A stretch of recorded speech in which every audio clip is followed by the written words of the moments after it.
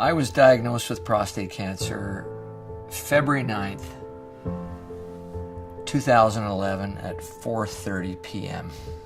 And that's a moment I'll never forget. Such a devastating experience. You know, they say that 1 in 6 men get prostate cancer, and well, that's supposed to be the other guys, okay? So for me, you know, it wasn't 1 in 6, it was 1 in 1. My father had prostate cancer, so I had little concerns about that, but no big worries. I was just being cautious, and well, in the fall of 2010, I was diagnosed with 4-stage cancer. I was told that I had prostate cancer. My wife and I thought this is the end. We have to get things together, you know, for a final thing. And was totally devastated by everything. It's like being hit over the head with a 2x4. I just thought about all of the moments that you know, I was looking forward to in my life, and it was like my whole life's blackboard just went blank. I wasn't shocked. I wasn't devastated. I just dealt with the reality and thought, okay, what do we do about this now? I would say that it's impacted on my life from the point of view there's things I cannot do that I used to be able to do. One of the things with hormone treatment is you lose muscle tone. So the muscles in my arm are weakening. So you can't lift heavy objects and do the heavy things that you used to be able to do. But apart from that, I can mow the lawn with a push of a lawnmower around and do things of that light nature. So to me, that's no problem. I had all this ambition and all these plans ahead of me. But when I was diagnosed, I thought, okay, somebody's cutting my time a little shorter now. So what I like mostly about cars is fixing, tuning, restoring. I've been wanting to do that all my life, never had the opportunity.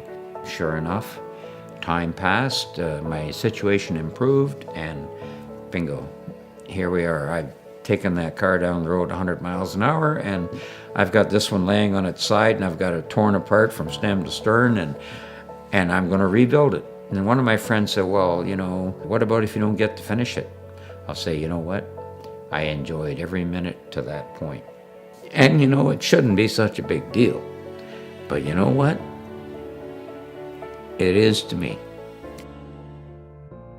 My life was completely transformed by this diagnosis. I'm not going to say that my quality of life is great. I'm not going to say that it's good. I don't think it's bad. I just appreciate it more. During my radiation treatments, I went over to the base of Grouse Mountain the first day. I just was so flipped out about this radiation treatment that I'd had, and I wanted to be in the forest. And I ended up climbing Grouse Mountain. And so the next day I went back to Grouse and I climbed Grouse Mountain again. And I did that every day of radiation. I climbed the Grouse Grind. I'm not here to let my circumstances stop me. I'm going to do everything I can. And I thought a lot about people for whom cancer has dealt a heavy hand. The most important thing is a positive attitude, and I can't emphasize this enough. Just because you're diagnosed with advanced prostate cancer, this does not mean it's a death sentence. And proof of that is myself, who have had advanced cancer for 18 years. And still here.